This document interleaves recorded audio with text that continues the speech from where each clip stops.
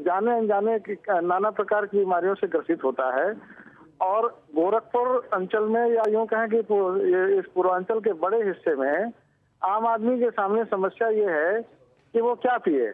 अगर वो उथले हैंडपंपों का पानी पीता है तो वो जीवाणुओं से संक्रमित है, जलजनित बीमारियों से उसके प्रभावित होने का खतरा है। और हम लोग प्राय ये कहते रहे कि इंडिया मार्क 2 हैंडपंप का पानी शुद्ध है, सुरक्षित है, लेकिन अभी हाल में हम लोगों ने कुछ अध्ययन कराए हैं, उनसे ये पता चला है कि इंडिया मार्क 2 हैंडपंप में के जो नमूने हम लोगों ने करीब 248 नमूनों की जांच की थी, उसमें से 36% से अधिक नमूनों में आर्सेनिक जो निर्धारित मानक है उससे अधिक पाया गया। डॉक्टर साहब, बताया ये जा रहा है कि जो तस्वीर ऐसी नजर आ रही है उसके पीछे ये है कि सरकारी ठेका जो दिया जाता है वो 140 फीट का दिया जाता है। अगर बेहतर पानी 200 फीट की गहराई पे मिलेगा और वो वहां तक हैंडपंप किए नहीं जाएंगे तो फिर तो आम लोग ये जो सरकारी हैंडपंप के जरिए पानी पिएंगे वो तो प्रदूषित ही पिएंगे। नहीं, ये बात बहुत बिल्कुल निश्चित रूप से आवश्यक है कि जो इंडिया मार्क 2 जो हैंडपंप है वो उनको जितने गहराई तक बोर किया जाना चाहिए उसमें कोई कोताही नहीं होनी चाहिए। बिल्कुल। और अगर उनकी बोरिंग अपेक्षानुरूप ठीक से की जाए तो इस बात की संभावना प्रबल रहती है कि उनका पानी ठीक आएगा। लेकिन फिर भी अब आवश्यकता इस बात की है कि एक तरफ तो इंडिया मार्क 2 हैंडपंपों को अधिक गहराई पर बोर किया जाना चाहिए और बोर करने के पश्चात जो उनसे जल मिलता है उसकी गुणवत्ता की सुनिश्चित जांच होनी चाहिए कि कहीं उनमें आर्सेनिक या फ्लोराइड मानक से अधिक तो नहीं है। अगर फिर भी मानक गोविंद जी, एक अंतिम सवाल आपसे करना चाहूंगा। बताइए, ये जा रहा है कि प्रदेश में जो प्रदूषित पानी में प्रदूषण है या नहीं, उसकी जांच के जो इंतजाम है वो भी इंतजाम सही नहीं है। नमूने यहां से बता दिए जाते हैं, सैंपल में जो चीज जांच की जो रिपोर्ट होती है दिल्ली जाके बदल जाती है, दूसरी जगहों पर जाके बदल जाती है। क्या आप इस तथ्य को स्वीकार करते हैं? नहीं, मैं ये मानता हूं कि जो जांच की सुविधा है जल के नमूनों की वो हर एक जिला मुख्यालय पर उपलब्ध होनी चाहिए। और अभी जो वर्तमान सुविधाएं हैं, देखिए जितने भी इंजीनियरिंग और तकनीकी संस्थान हैं जो प्रदेश में के विभिन्न भागों में स्थित है, की एक संस्था हमारी भी है जिसमें मैं हूँ, वहाँ जहाँ पर भी सिविल इंजीनियरिंग विभाग है वहाँ पर पर्यावरण अभियंत्रण प्रयोगशाला में जाँच की सुविधाएं उपलब्ध है, वहां से जांच कराई जा सकती है। इसके अलावा उत्तर प्रदेश जल निगम की जो प्रयोगशालाएं हैं वो कई जिलों में हैं, उनमें भी जांच की सुविधा उपलब्ध है। लेकिन उसमें जो सबसे बड़ी बात है कि जांच की सुविधा होने के बावजूद जिसको जांच करा करके ये सुनिश्चित करना है कि वो जल के जो स्रोत हैं वो सुरक्षित हैं या नहीं, अगर उसके द्वारा इनिशिएटिव नहीं लिया जाएगा तो जांच की सुविधा होने के बावजूद भी उसका कोई अपेक्षित लाभ नहीं मिल पाता है। तो यही वो बात है जिस बात को लेकर कहा गया है कि कुछ ना कुछ अभी से किया जाना चाहिए, क्योंकि जिस तरह के इंतजाम है उस इंतजाम में सही रिपोर्ट नहीं आती है। यही वो वजह है कि प्रदूषण की मात्रा कितनी है लोगों को इसका सही पता नहीं चल पाता। प्रोफेसर साहब, बहुत बहुत शुक्रिया आपका हमसे जानकारी बांटने के लिए। हमारे साथ इस वक्त हमारे एक दर्शक नितिन जुड़े हुए हैं प्रबुद्धनगर से। नितिन, बताइए आप क्या कहना चाहते हैं? हाँ जी सर, पहले तो मैं न्यूज लाइन का धन्यवाद करना चाहूंगा। कल आपने रेत का जो एक दिखाया था जी, प्रशासन जागा है और आज हमारे यहाँ पे बहुत सुधार है। चलिए, उम्मीद की जानी चाहिए स्थिति बदलेगी। आप पानी को लेकर कुछ कह रहे थे नितिन? हाँ जी सर, मैं ये कहना चाह रहा था कि हमारे एरिया में जो टंकियां लगती हैं और जो नलकूप लगते हैं वो कम से कम 160 की बोरिंग पर लगाए जाते हैं, जबकि यहाँ पे मैक्सिमम रिक्वायरमेंट 200 फुट की है।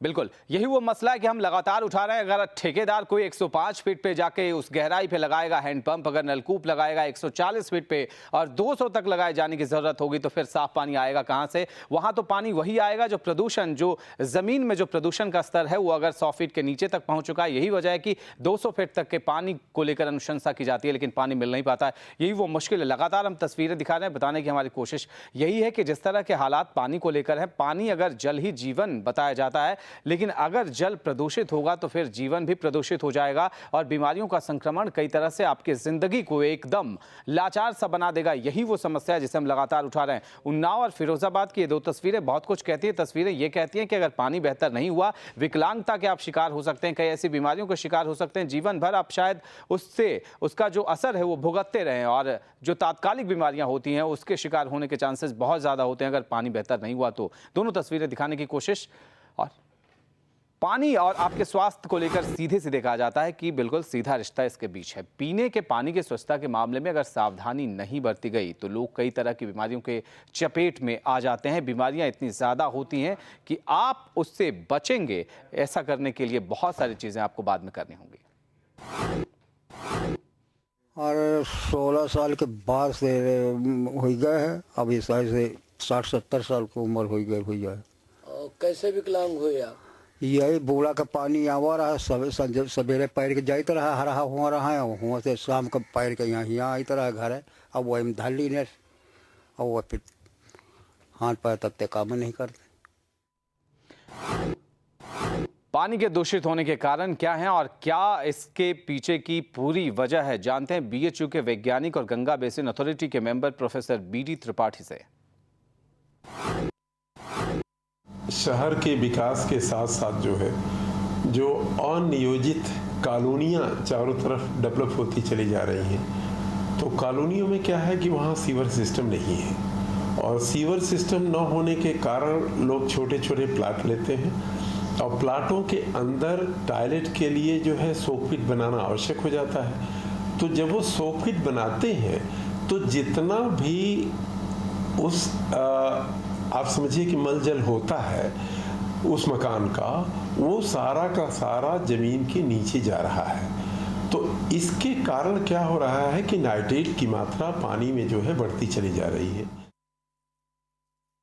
बहुत से लोग रिचार्जिंग जीरो डिस्चार्ज के नाम पर इंडस्ट्रियल इफ्लुएंट्स को बोरवेल बना करके और नीचे पानी में डाल दे रहे हैं। इसमें क्या हो रहा है कि लेड, कैडमियम, क्रोमियम, कॉपर, ये जितने भी रासायनिक पदार्थ या भारी तत्व मिले हुए हैं वो पानी में जाकर के पानी को प्रदूषित कर रहे हैं।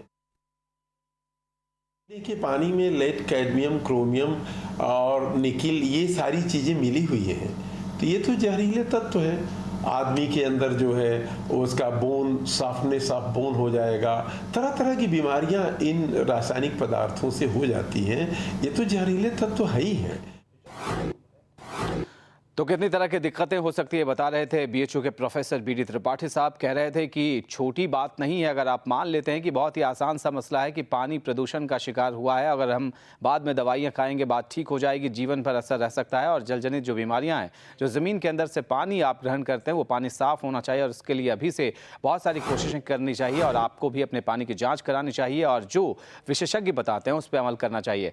हमारे साथ इस वक्त नंद किशोर, एक दर्शक, जुड़े हुए हैं, पटना से फोन लाइन पर मौजूद है। नंद किशोर जी, क्या कहना चाहते हैं आप? लगता है इस वक्त नंदकिशोर का संपर्क हमारे साथ नहीं बना हुआ। कानपुर की बात करते हैं। कानपुर जल संस्थान के सचिव BK सिंह से बातचीत की हमारे कानपुर के संवाददाता संतोष श्रीवास्तव ने। जानने की उनकी ये कोशिश रही कि आखिर कानपुर के इस पूरे इलाके में जल जनित जो बीमारियां हैं उसका अब भूजल के पानी से कितना संबंध है और ये प्रदूषण कितना असर उन पे कर रहा है।